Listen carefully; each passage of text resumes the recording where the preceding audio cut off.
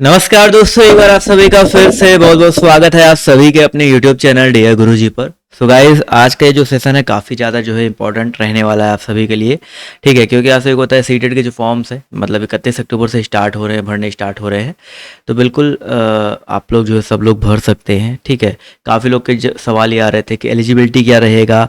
तो मैंने आपको बताया था ना कि इस बार जैसा कि NCERT ने पहले ही जो है जुलाई में ही आपको जो है अपडेट दे दिया था कि इस बार से जो है अगर आप जो है बिल्कुल अभी अभी एडमिशन लिया है बीएड में या बीटीसी में, ठीक है, तुरंत अगर आपने एडमिशन लिया है तो भी आप लोग जो है इसमें एलिजिबल हैं और आप लोग जो है भर सकते हैं। ठीक है, तो चलिए स्टार्ट करेंगे आज के सेशन को।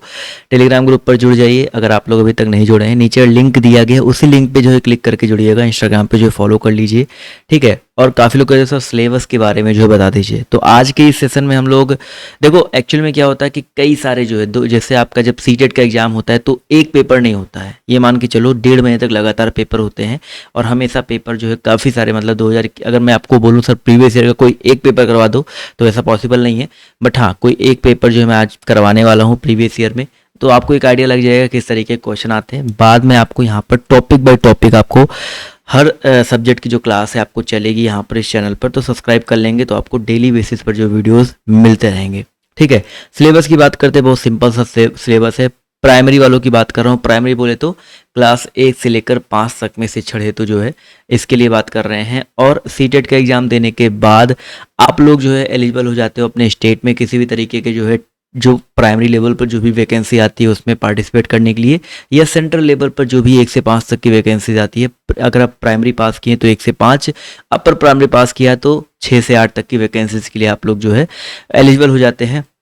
उसकी कोई वैकेंसी आती है तो आप लोग जो है भर सकते हैं किसी भी मतलब स्टेट में अगर आप सीटेट क्वालिफाई करते हैं तो। फॉर एग्जांपल TSSB में आ गया, KVS में कहीं भी आ गया तो आप लोग एलिजिबल हो जाते हो।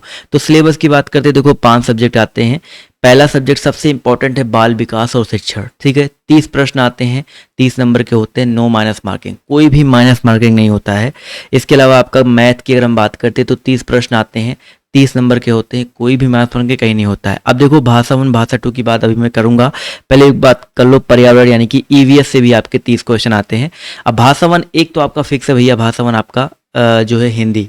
ठीक है, हिंदी तो आप लोग लोगे, तो एक आपका भाषा हिंदी होता है और एक आपका होता है इंग्लिश या संस्कृत में से कोई एक चूज कर सकते हैं, यानी कि आप इंग्लिश ले सकते हो या संस्कृत ले सकते हो, आप इसमें से कोई एक भाषा जो है आप लोग चूज कर सकते हैं। तो ये आपकी लैंग्वेज होती है, हिंदी आपको मिलेगा ही मिलेगा। इसके अलावा भाषा 1 भाषा 2 में आपको इंग्लिश या संस्कृत में से कोई एक चूज करना होता है। तो ये आपका सिलेबस होता है। ठीक है, तो मैं आपको यहाँ पर EVS की तैयारी करवाऊंगा, पर्यावरण अध्ययन की जो प्रैक्टिस सेट मिलेंगे और थ्योरी मिलेंगे, बाल विकास का थ्योरी प्लस सेट मिलेगा, मैथ आपको पूरा कंप्लीट बेसिक से कंप्लीट करवाया जाएगा और हिंदी आपको मिलेगा। ठीक है, इतनी चीज़ें तो मैं आपको खुद प्रोवाइड करवाऊंगा। अब ये सेकंड लैंग्वेज जो आपका संस्कृत इंग्लिश में से है, इसके बारे में भी मैं कोशिश करूंगा कि अगर मुझे कोई अच्छा टीचर मिलता है तो अपने चैनल पर प्रोवाइड कराऊंगा, बट नहीं मिलता तो मैं आपको कुछ ना कुछ उससे रिलेटेड जो चीज़ें प्रोवाइड कराऊंगा। तो इसके लिए परेशान जो है बिल्कुल भी मत होइए। ठीक है, चैनल को सब्सक्राइब कर लीजिएगा। सीटेट के अलावा यूपी टेट की भी जो क्लासेस आपकी चल रही हैं तो आप लोग जुड़ करके जो क्लासेस हैं ले सकते हैं। तो चलिए बच्चा लोग स्टार्ट करते हैं आज के इस सेशन को, आज के इस क्लास को। सिलेबस को जो है ज़्यादा से ज़्यादा जो है शेयर कर दीजिएगा और आज के इस क्वेश्चन को देख लीजिए। 2021 में जो है ये आपका परीक्षा जो आपका 1 जनवरी 2022 को बेसिकली आपका जो एग्जाम हुआ था उसका जो है क्वेश्चन है। पहला जो है आपका है बाल विकास, बाल विकास से 30 क्वेश्चन आते हैं। क्वेश्चन में आप ये मान के चलिए भाई, देखो सीटेट में जो एग्जाम होते हैं वो एक आपका एक व्यवहारिक एग्जाम होता है। ठीक है, यहाँ पर एक चीज याद रखिएगा, सीटेट एक ऐसा एग्जाम है जहाँ पर आप रट्टा मार के पास नहीं हो सकते। एक बार याद रख लो, रट्टा मार करके पास नहीं हो सकते हैं। यहाँ पर आपको कुछ कॉन्सेप्ट को समझना पड़ेगा, उसके बाद आप क्वेश्चंस को पढ़ेंगे और क्वेश्चंस को पढ़ने के बाद क्वेश्चन को आपको अच्छे से पढ़ना होगा, समझना होगा और हमेशा पॉजिटिव उत्तर देने का जो है प्रयास करना होगा। और हमेशा याद रखिएगा सीटेट जो आपका होता है ये बाल केंद्रित शिक्षा, यानी कि हमेशा याद रखिएगा जो भी चीज़ें होंगी बाल केंद्रित होंगी। अपने आप क्वेश्चंस को पढ़ोगे, चीज़ें आपको धीरे धीरे समझ में आ जाएंगी। बहुत ज़्यादा हाई फाई लैंग्वेज का मैं यूज़ नहीं करने वाला हूँ, नॉर्मल लैंग्वेज का यूज़ करके समझा करके आपको जो है हर चीज़ का जो है जवाब देने का प्रयास करूँगा और समझाने का जो है प्रयास करूँगा। तो आज एक तो प्रीवियस ईयर करा रहा हूँ, तो आप पहले देख लो कैसे कैसे क्वेश्चन आते हैं। क्या कह रहा है, निम्नलिखित में से कौन सा नियम या सुझाव देता है कि शरीर के विभिन्न अंग विकास के विभिन्न चरणों में भिन्न दरों में विकसित होते हैं। अब देखो ये आपका क्वेश्चन, इसको याद करना पड़ेगा।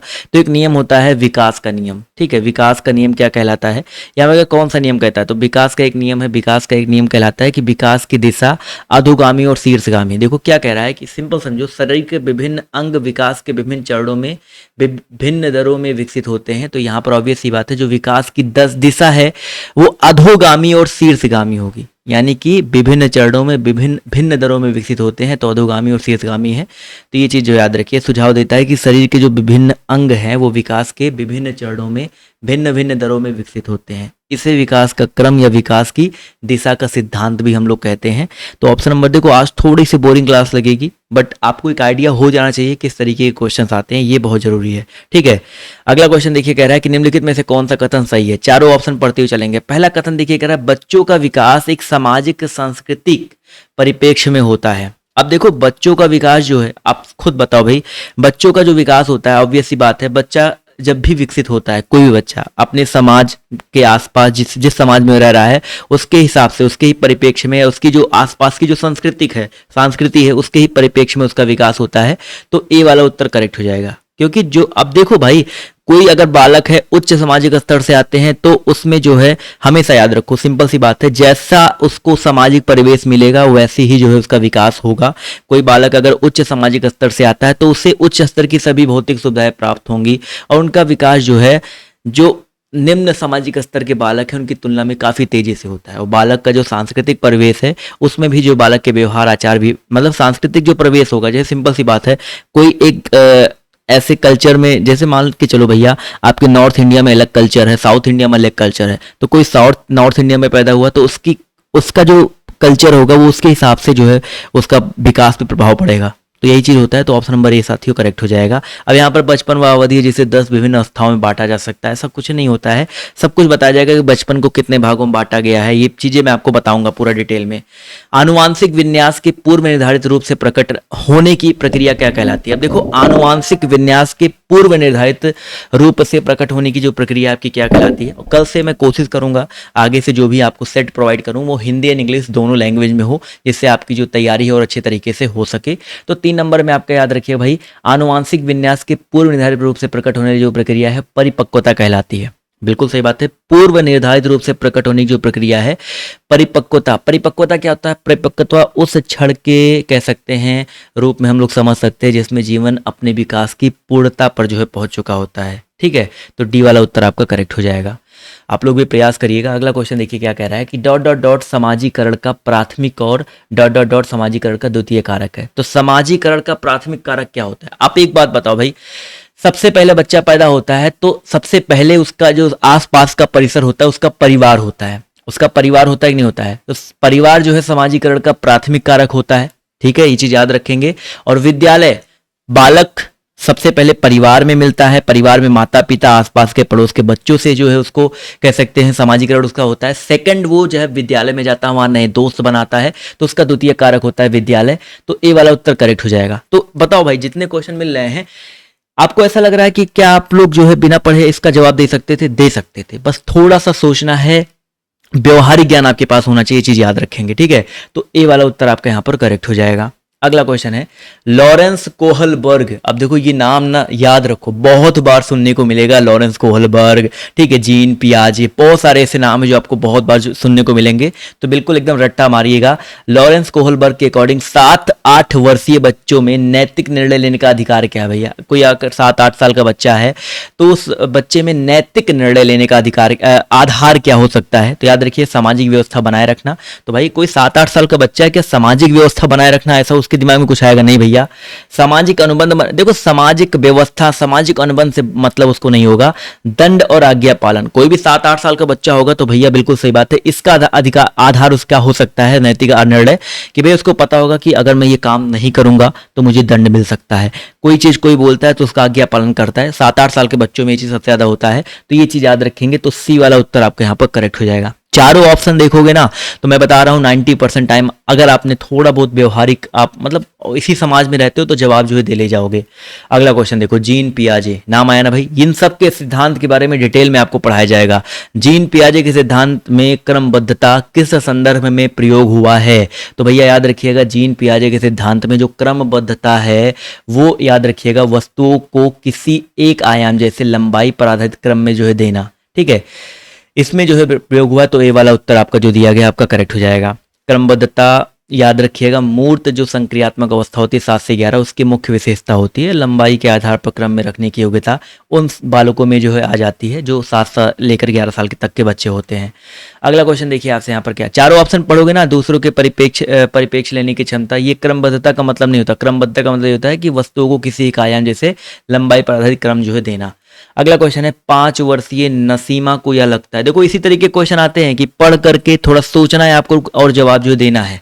ठीक है, तो 5 वर्षीय नसीमा को यह लगता है कि चिकनी मिट्टी के गोले को यदि दबाकर एक सांप के रूप में परिवर्तित करे तो चिकनी मिट्टी बढ़ जाती है। अब जीन पियाजे के अकॉर्डिंग उसकी सोच के पीछे कौन सा तर्क है भैया? अब देखो 5 वर्ष की कोई लड़की है या लड़का है, उसको क्या लग रहा है कि चिकनी मिट्टी जो है अगर उसको उसके गोले को दबा करके एक सांप के रूप में परिवर्तित करे तो चिकनी मिट्टी बढ़ जाती है।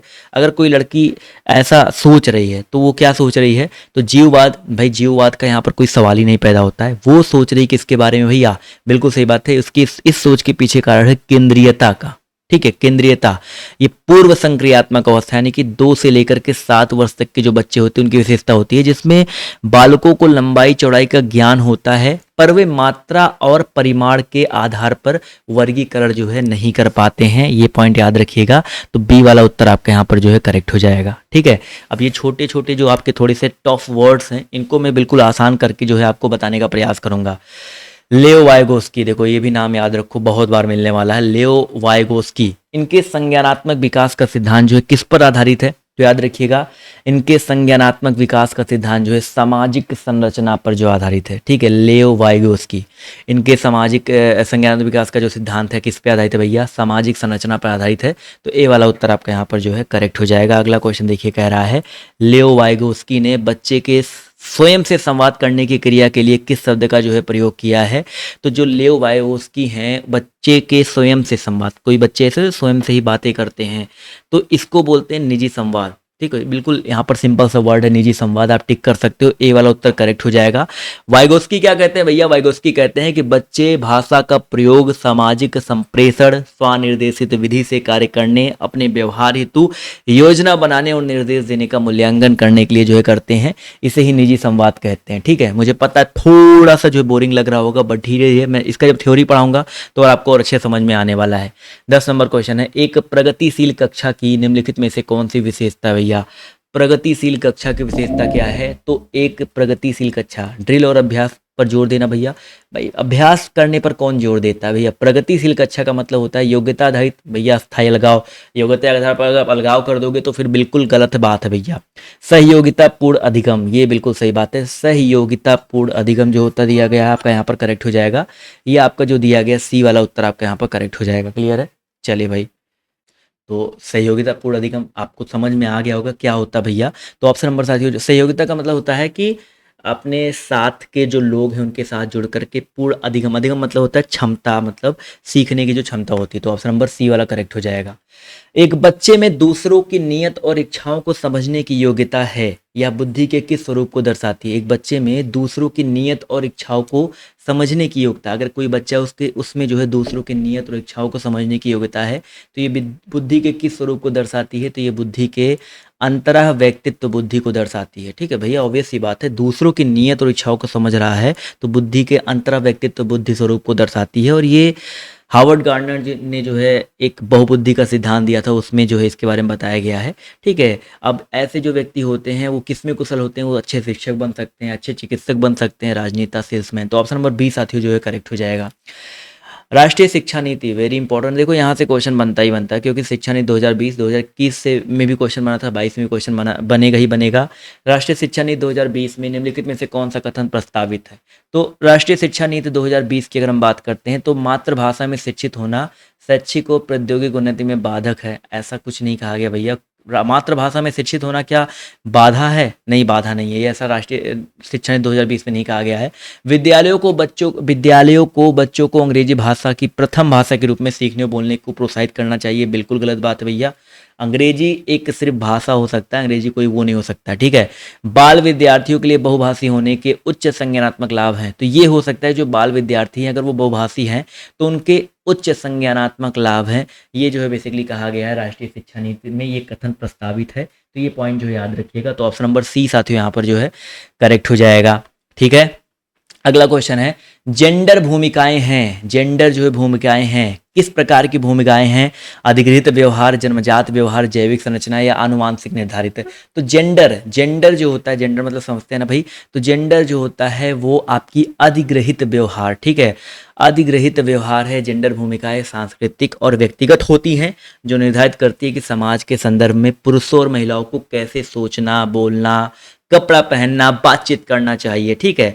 अब ये चीज़ याद रखिए, जो जेंडर भूमिकाएं होती है अधिग्रहित होती है देख करके। भाई आप कोई बच्चा पैदा होता है तो ऑब्वियस सी बात है वो चाहे लड़का हो या चाहे लड़की हो, उसको मतलब अधिग्रहित करता है ना भाई कि भैया ये मेरे पिताजी हैं या मेरा भैया, बड़े भैया हैं या मेरे पड़ोस का कोई लड़का है, उनको ऐसे कपड़ा पहना है तो वो भी भैया वैसे पहनेंगे, तो आसपास का देख करके। तो ऑप्शन नंबर ए साथियों करेक्ट हो जाएगा। सतत और समग्र मूल्यांकन का प्राथमिक उद्देश्य बताइए क्या है? सतत मतलब होता है कॉन्टिन्यूअस, और समग्र मूल्यांकन का प्राथमिक उद्देश्य जो है क्या है? तो सतत एवं समग्र मूल्यांकन का प्राथमिक उद्देश्य है छात्रों की समझ को आंकना और पाठ्यक्रम तथा शिक्षा शास्त्र को इसके अनुसार रूपांतरित करना। तो बी वाला उत्तर जो दिया गया बच्चा आपका यहाँ पर करेक्ट हो जाएगा। तो सतत और समग्र मूल्यांकन का प्राथमिक उद्देश्य क्या होता है? छात्रों की समझ को आंकना और पाठ्यक्रम तथा शिक्षा शास्त्र को इसके अनुसार रूपांतरित करना। शेयर करो, संख्या बढ़ाओ, ठीक है। संख्या जितनी ज्यादा रहेगी उतना ज्यादा जो है मजा आने वाला है। अगला क्वेश्चन है भाई, देखो क्वेश्चन नंबर 15, ध्यान से देखिएगा। अपनी कक्षा के लिए मूल्यांकन पद्धति तय करने से पहले, अपनी कक्षा, देखो आप लोग टीचर बनने वाले हो तो ये क्वेश्चन आपके लिए बहुत ज्यादा इंपॉर्टेंट, ध्यान से देखिएगा। अपनी कक्षा के लिए मूल्यांकन पद्धति तय करने से पहले एक शिक्षक को किन बातों पर विचार करना चाहिए? अब एक शिक्षक के तौर पर आप इसको सोचेंगे, मेरे अलावा इन परिणामों का उपयोग कौन करेगा? क्या अगर कोई मूल्यांकन पद्धति तय करते हैं तो क्या आप ऐसा सोचेंगे भैया मेरे अलावा इन परिणामों का उपयोग कौन करेगा? ठीक है भैया, ऑब्वियस सी बात है, मेरे अलावा इन परिणामों का उपयोग कौन करेगा ऐसा कोई नहीं सोचता। ऐसा सोचना ही नहीं चाहिए आपको। कोई भी इन परिणामों का उपयोग कर सकता है, आगे कोई भी आपके और भी अपर लेवल पे होते हैं। विशिष्ट छात्रों के अधिगम वक्र का पता लगाने का सर्वोत्तम तरीका, माफ कीजिएगा आवाज आ रही है अभी विशिष्ट चलिए थोड़ी खांसी आ गई थी। तो विशिष्ट छात्रों के अधिगम वक्र का पता लगाने का सर्वोत्तम तरीका क्या है? तो शिक्षक किन बातों पे, विशिष्ट छात्रों के अधिगम वक्र पर सर्वोत्तम तरीका क्या है ये हो सकता है। और कौन सा तरीका अध्यापिका को स्वयं के शिक्षा शास्त्र पर चिंतन में मदद करेगा और कौन सी विधि छात्रों को उच्चतम अंक पाने में मदद करेगी? तो किन बातों पर विचार करना चाहिए अगर यहाँ पर देखा जाए तो? ठीक है, पहली बात तो यहाँ पर होना चाहिए थे शिक्षार्थी उनसे क्या सीखने की आशा करता है। अगर ऐसा कुछ होता कि कौन सा अध्यापिका को स्वयं शिक्षा शास्त्र में चिंतन में मदद करेगा, ठीक है। इसमें देखा जाए तो देखो इस क्वेश्चन में अगर देखा जाए तो पहला वाला तो बिल्कुल नहीं होगा, ठीक है। विशिष्ट छात्रों की यहाँ पर जो है बात हो ही नहीं सकती है। इन बातों पर विचार नहीं करना भैया, ऐसा कोई तरीका नहीं है, ऐसा कुछ भी नहीं करना। वहाँ पर भाई मूल्यांकन कर रहा है। मूल्यांकन करने का मतलब क्या है? उसके पास जो भी कॉपी आई उसको कैसे चेक करना, क्या देखना, उसमें ये नहीं देखना कि विशिष्ट छात्र अलग हैं, अलग कर देना है, या कम पढ़ने वाले छात्र अलग करना है, या बहुत अच्छे छात्र अलग करना है, ऐसा कुछ भी नहीं है। यहाँ पर कह रहा है कौन सी विधि छात्रों को उच्चतम अंक पाने में मदद करेगी, ये भी गलत है। तो यहाँ पर देखा है तो कोई भी ऑप्शन यहाँ पर मुझे लगता है कि ये जो चारों ऑप्शन है यहाँ पर कोई भी नहीं हो सकते, इसको स्टार बना लीजिएगा। यहाँ पर सीटेट के जो आयोग है उन्होंने भी इसको स्टार ही बनाया था, तो इसको छोड़ दिया जाए, ठीक है। चलिए भैया अगला क्वेश्चन देखिए आपसे यहाँ पर क्या पूछा गया है। ये आपका हो सकता है यहाँ पर थर्ड वाला ऑप्शन सिर्फ सही हो सकता है कि कौन सा तरीका अध्यापिका को या जो टीचर है उसको स्वयं के शिक्षा शास्त्र पर चिंतन में मदद करेगा, ये आपका एक हो सकता है, ठीक है। इसको छोड़ दो, भी बताया जाएगा आपको। समावेशी शिक्षा, देखो बहुत इंपॉर्टेंट है आपका समावेशी शिक्षा। समावेशी शिक्षा का मतलब क्या होता है समझ लो। समावेशी शिक्षा का मतलब होता है योग्यताओं से परे होकर सभी बच्चों की गुणवत्ता पूर्ण शिक्षा उपलब्ध कराई जाए। ठीक है, इससा होता है। ठीक है, कि मतलब योग्यताओं से परे होकर सभी बच्चों की गुणवत्तीय शिक्षा उपलब्ध करवाई जाए। ये नहीं कि भैया कोई आर्थिक रूप से कमजोर है तो उसको सरकारी विद्यालय में डाल दिया जाए, दिव्यांग छात्रों को दिया, समावेशी मतलब समावेश, सबका आवेश कर लिया जाए, सबको जो है मिला लिया जाए। तो आपका डी वाला उत्तर जो दिया गया बिल्कुल आपका यहाँ पर करेक्ट हो जाएगा। ठीक है, योग्यताओं से परे होकर मतलब सबको एक साथ जो है शिक्षा प्रोवाइड किया जाए। अगला पॉइंट आपका यहाँ पर देखिए, आपसे यहाँ पर क्या कह रहा है, ध्यान से देखिएगा। कथन, देखो कथन और आपके यहाँ पर जो आपके कारण है, यहाँ से क्वेश्चन बनते ही बनते हैं। क्या कह रहा है, पढ़ाते समय एक शिक्षक को पाठ्य सामग्री को दर्शाने के विभिन्न तरीके अपनाने चाहिए। अब कोई पढ़ा रहा है, शिक्षक को पाठ्य सामग्री को दर्शाने के लिए विभिन्न तरीके अपनाने चाहिए, तो ये कथन क्या सही हो सकता है? बिल्कुल सही बात है, कथन सही है कि पढ़ाते समय जो शिक्षक होता है वो पाठ्य सामग्री को दर्शाने के लिए अलग अलग तरीके अपनाता है, तो क्लास इंटरेस्टिंग बनी रहती है। और यहाँ पर कारण क्या है, शिक्षक को अधिगमकर्ताओं को विविध आवश्यकताओं हेतु शिक्षा शास्त्र को अनुकूल बनाना चाहिए। तो यहाँ पर देखा है तो कारण भी आपका यहाँ पर सही है, तो बिल्कुल सही बात है। यहाँ पर कथन भी सही है, कारण भी सही है, और दो आर एक ही सही व्याख्या भी करता है, यानी कारण कथन की सही व्याख्या भी करता है। तो आपका ए वाला उत्तर जो दिया गया है करेक्ट हो जाएगा। एक बच्ची लिखाई में निरंतर कठिनाई का सामना करती है, उसे अक्षर बनाने और शब्दों के बीच अंतराल करने में चुनौती महसूस होती है। यह लक्षण किस अधिगम विकार की ओर इशारा करता है? तो भैया 18 है, सभी लोग बताते हुए चलेंगे। तो अगर हम बात करते हैं एक बच्ची लिखाई में निरंतर कठिनाई का सामना कर रही है, उसे अक्षर बनाने और शब्दों के बीच अंतराल करने में अगर चुनौती महसूस होती है, तो यह लक्षण जो है किस अधिगम विकार की ओर इशारा करती है? तो इसका मतलब है आलेख वैकल्य। ये क्या होता है भैया? आलेख वैकल्य होता है डिस्ग्राफिया। बहुत ज़्यादा शुद्ध हिंदी लिखा है, बट डिस्ग्राफिया याद रखिएगा। डिस्ग्राफिया क्या होता है? ये पेपर लास्ट ईयर भी आया था, बहुत इंपॉर्टेंट। डिस्ग्राफिया का मतलब होता है कि अक्षर बनाने यानी कि लिखने में उसको कठिनाई हो रही है। ठीक है, लिखने में कठिनाई महसूस होती है, उसको डिस्ग्राफिया बोलते हैं। ऐसे कई सारे होते हैं, जब आपको कैलकुलेशन करने में दिक्कत होती है उसको डिस्कैल्कुआ बोलते हैं, कैलकुया बोलते हैं। कई सारे आपको वर्ड मिलेंगे, सब कुछ बताया जाएगा। तो आलेख वैकल्य यहाँ पर जो है करेक्ट हो जाएगा। ठीक है, चलिए भैया अगला क्वेश्चन है, विद्यार्थियों में व्यक्तिगत विभिन्नताओं को पूरा करने के लिए एक शिक्षक को क्या होना चाहिए? भाई विद्यार्थियों में कोई व्यक्तिगत विभिन्नता है, यानी कि किसी विद्यार्थी, व्यक्तिगत मतलब पर्सनल, किसी पर्सनल कोई अगर उसमें कमी है, उसकी कमी को पूरा करने के लिए जो एक शिक्षक को क्या करना होगा? मानकीकृत पद्धतियों और आकलन के तरीकों को उपयोग करना चाहिए, पहला ऑप्शन है। दूसरा है शिक्षा शास्त्रीय उपागमों और मूल्यांकन के विविध साधनों का उपयन या उपयोग यहाँ पर होना चाहिए, तो उपयोग जो है स्वयं करना चाहिए। तो यहाँ पर ये थोड़ा थोड़ा आपका लग रहा है, बट आगे भी पढ़ लेते समझ में आ जाएगा। रटन आधारित अधिगम को निर्धारित करने के लिए भैया गलत है, रटन गलत काट दो, पहला वाला ही गलत है भैया। मानकीकृत पद्धतियों और आकलन के तरीकों का उपयोग करना चाहिए, नहीं भैया। पेपर पेंसिल आधारित परीक्षणों की संख्या वृद्धि करना और पुनर्मरण दिया गया है, पुनर्स्मरण होना चाहिए था, पुनर्स्मरण पर जो है बल देना चाहिए, ये भी गलत है। तो यहाँ पर डी वाला सही हो जाएगा कि शिक्षा शास्त्रीय जो उपागम है और मूल्यांकन के विविध साधनों का उपयोग करना चाहिए, ये वाला जो दिया गया आपका यहाँ पर करेक्ट हो जाएगा। ठीक है, बी वाला उत्तर, अगर कोई व्यक्तिगत विभिन्नताओं को पूरा करना है तो। ठीक, चलिए भैया छात्रों के साथ संवाद में संलग्न हो सकते हैं। ठीक है, उनके दृष्टिकोण को महत्व दे सकते हैं, बहुत सारे आपके ऑप्शन यहाँ पर हो सकते हैं। निम्नलिखित में से कौन सा सृजनात्मकता का एक अनिवार्य लक्षण है? भैया निम्नलिखित में से पूछा गया कौन सा जो है सृजनात्मकता का एक अनिवार्य लक्षण है? तो 20 का जो सही उत्तर आपका क्या हो जाएगा भैया? अपसारी चिंतन, बहुत इंपॉर्टेंट है। अपसारी चिंतन एक अभिसारी चिंतन होता है। अपसारी जो चिंतन होता है ये सृजनात्मकता यानी कि क्रिएटिविटी का एक अनिवार्य लक्षण है। क्रिएटिविटी जो होती है वो व्यक्तियों की मानसिकता, जो क्रिएटिविटी जो जिनके अंदर क्रिएटिविटी कह सकते हैं होती है, ऐसे व्यक्तियों की जो मानसिकता होती है काफ़ी उच्च स्तरीय होती है। किसी सामान्य व्यवस्था को स्वीकार करने में विश्वास नहीं रखते हैं, बल्कि उसके सर्वोत्तम स्वरूप को विकसित करने और उसको अधिक उपयोगी बनाने में विश्वास रखते हैं। तो भैया जिसकी दिमाग क्रिएटिव है भाई वो कुछ भी कर सकता है। अगला क्वेश्चन है, छोटे बच्चे ज्ञान की संरचना और, यहाँ पर क्या लिखा है? ज्ञान की संरचना और, यहाँ पर होना चाहिए था और अर्थ जो है, छोटे बच्चे ज्ञान की संरचना और अर्थ किस प्रकार निकालते हैं? किस प्रकार निकालते हैं? आपका ये होना चाहिए था किस प्रकार निकालते हैं। तो बताइए छोटे बच्चे जो है ज्ञान की संरचना और अर्थ जो है किस प्रकार निकालते हैं? तो यहाँ पर याद रखेंगे कौन कौन सा ऑप्शन हो सकता है। तो यहाँ पर देखिए सक्रिय अन्वेषण द्वारा, ठीक है बिल्कुल सही बात है, जो एक्टिव होकर के अन्वेषण करते हैं उसके द्वारा, खेल के द्वारा भी निकाल सकते हैं भैया बिल्कुल सही बात है, पदार्थों पर क्रिया और प्रयोग द्वारा करते रहते हैं छोटे बच्चों को आपने देखा होगा, सहपाठियों और वयस्कों के संग सहभागिता द्वारा। तो यहाँ पर चारों ऑप्शन करेक्ट है, डी वाला उत्तर करेक्ट हो जाएगा। 1 2 3 4 डी वाला उत्तर आपका यहाँ पर साथियों बिल्कुल करेक्ट हो जाएगा। ठीक है, एक अध्यापिका बच्चों को फोन नंबर रटने के लिए फोन नंबर के 10 अंकों को 3 से 4 अंकों के समूह में बांटकर याद करना सुझाती है। अध्यापिका द्वारा सुझाई गई यह रणनीति क्या कहलाएगी? तो अध्यापिका द्वारा सुझाई गई रणनीति जो है क्या कहलाती है? तो बच्चा याद रखिए, सिंपल सा क्वेश्चन है, ये रणनीति कहलाती है खंडीकरण। सिंपल सी बात है, खंडीकरण यहाँ पर करेक्ट हो जाएगा। ठीक है, तो जितने लोगों ने यहाँ पर जवाब दिया ऑप्शन नंबर साथियों कौन सा भैया? डी वाला उत्तर, वो लोग यहाँ पर जो है बिल्कुल करेक्ट हो जाएंगे। क्लियर है? चलिए भाई, समझ में आ गया।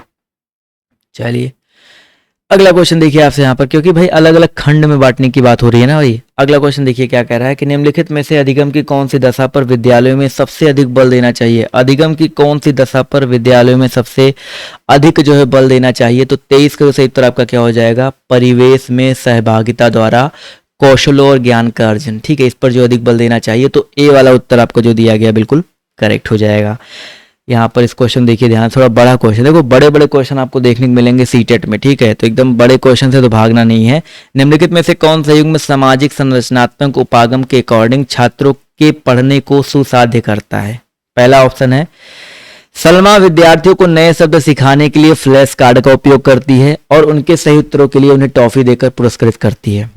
अब देखो ध्यान से इस क्वेश्चन समझिएगा कि यहाँ पर कह रहा है कि कौन सा जो है युग्म सामाजिक संरचनात्मक उपागम के अनुसार छात्रों को पढ़ाने को सुसाध्य करता है। सलमा विद्यार्थियों को नए शब्द सिखाने के लिए फ्लैश कार्ड का उपयोग करती है, उनके सही उत्तरों के लिए टॉफी देकर पुरस्कृत करती है। ठीक है, चलिए अगला यहाँ पर क्या कह रहा है कि परामति विविध प्रकार की पुस्तकें, परामति नाम है, विविध प्रकार की पुस्तकें अपने विद्यार्थियों को पढ़ने को के लिए देती है। जो विद्यार्थी एक विशिष्ट पुस्तक पढ़ते हैं उन्हें नियमित रूप से पुस्तक पर परिचर्चा करने के लिए कहती है। ठीक है, सामाजिक संरचनात्मक उपागम के अनुसार कह रहा है। अरुंधति नए शब्दों के अर्थ समझाने के लिए संदर्भित संकेतों का इस्तेमाल करने पर जो है बल देती है। और रेखा अपने विद्यार्थियों को उन शब्दों को 5 बार लिखने के लिए देती है जो वह वर्तनी परीक्षा में गलत करते हैं। तो यहाँ पर अगर देखा जाए तो हाँ, अगर यहाँ पर मिलान करेंगे, ठीक है, मिलान करेंगे तो कैसे मिलान करेंगे? देखिए पहले का जो मिलान देखिए ध्यान से, जो सलमा विद्यार्थियों को नए शब्द सिखाने के लिए फ्लैश कार्ड का उपयोग करती है, उन्हें सही उत्तरों के लिए टॉफी देकर पुरस्कृत करती है। तो यहाँ पर परामृत विविध पुस्तकों यानी कि पहला और आपका यहाँ पर तीसरा हो जाएगा, क्योंकि अरुंधति नए शब्दों को समझाने के लिए इसके संकेतों पर बल देती है। और दूसरा और आपका चौथा हो जाएगा, तो दूसरा और आपका चौथा हो जाएगा। ठीक है, यहाँ पर दूसरा चौथा किसी में आ रहा है भाई? दूसरा चौथा यहाँ पर देखो टाइपिंग मिस्टेक थोड़ा सा यहाँ पर हुआ है। ठीक है, टाइपिंग मिस्टेक हुआ है, बट यहाँ पर सुनिए एक बार समझ लेते हैं इस क्वेश्चन को। देखो ऐसे क्वेश्चन आएंगे थोड़ा कंफ्यूज करने के लिए आएंगे, परेशान मत होइए। पहले का तीसरे तो बिल्कुल क्लियर है, लेकिन यहाँ पर 5 बार लिखने में गलत करती है। चौथे से कोई संबंध नहीं होगा, दूसरे का भी आपका तीसरे से होगा, यानी कि पहला तीसरा दूसरा तीसरा आपका यहाँ पर करेक्ट होगा। तो यहाँ पर देखो दूसरा तीसरा दिया गया, पहला तीसरा दिया गया है, तो सी वाला उत्तर आपका यहाँ पर जो है करेक्ट हो जाएगा। ठीक है, इन क्वेश्चनों को और अच्छे से मैं आपको समझाने का प्रयास करूंगा। जब आपको थ्योरी पढ़ाई जाएगी तो आपको और अच्छे समझ में आएगा, उसके लिए परेशान मत होइए। ठीक है, अगला क्वेश्चन है, एक शिक्षक होने के नाते आप अपने छात्रों में समस्या समाधान क्षमताओं को किस प्रकार से सुसाध्य करते हैं? 25 नंबर क्वेश्चन सब लोग बताते हुए चलिएगा। एक शिक्षक होने के नाते अपने छात्रों में समस्या समाधान क्षमताओं को किस प्रकार सुसाध्य करते हैं? तो याद रखिएगा, एक शिक्षक होने के नाते याद रखेंगे समरूपों के इस्तेमाल को बढ़ावा देकर। ठीक है, डर की भावना तो पैदा करोगे नहीं, एकदम डरा दो भैया विद्यार्थियों में, तो ऑब्वियस सी बात है समस्या का समाधान करने पहले वो भाग जाएगा। समस्याओं के हल तो अटल तरीकों के इस्तेमाल को बढ़ावा देकर नहीं भैया, ऐसा कोई अटल तरीका नहीं भैया। उसको समरूपों के इस्तेमाल को जितना ज़्यादा वो अपने हिसाब से इस्तेमाल करेंगे उतना ज़्यादा जो है उसमें सुसाध्य होते जाएंगे। तो ऑप्शन नंबर सी साथियों करेक्ट हो जाएगा। निम्नलिखित में से कौन सा सार्थक अधिगम को सुसाध्य करेगा? सार्थक अधिगम को जो है सुसाध्य कौन सा करेगा? तो पहले यहाँ पर देखो पॉजिटिव आंसर देना है। कक्षा में संदर्भ रहित अधिगम को बढ़ावा देना, एक समस्या पर विविध तरीकों से विचार करने के लिए प्रोत्साहित करना। देखो यहाँ पर ये बिल्कुल सही हो सकता है, आगे पढ़ लो।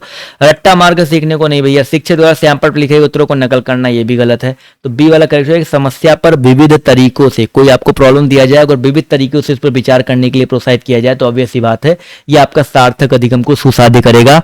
तो आपका बी वाला उत्तर आपका यहाँ पर करेक्ट हो जाएगा। अगला क्वेश्चन है, अगर विद्यार्थी अपने कार्य की सफलता को आंतरिक कारणों पर आरोपित करते हैं तो उनमें किस प्रकार की भावना उत्पन्न होगी? आंतरिक कारणों पर, देखो कोई विद्यार्थी अपनी कार्य की सफलता को आंतरिक कारणों पर आरोपित करते हैं, तो भैया विद्यार्थियों के अंदर गर्व आ जाएगा, ठीक है, गर्व आ जाएगा। ये चीज याद रखिएगा भैया, अगर विद्यार्थी अपने कार्य की सफलता को अपने अपने अंदर के जो आंतरिक कार्य उस पर आरोपित करेगा, गर्व की भावना उत्पन्न होगी। और किसी भी बच्चे में गर्व की भावना तब उत्पन्न होती है जब वह किसी लक्ष्य को प्राप्त करता है, और गर्व की भावना अनुभव करने के लिए किसी के अनुमोदन की आवश्यकता बिल्कुल भी नहीं होती है। तो ऑप्शन नंबर सी साथियों यहाँ पर जो है करेक्ट हो जाएगा।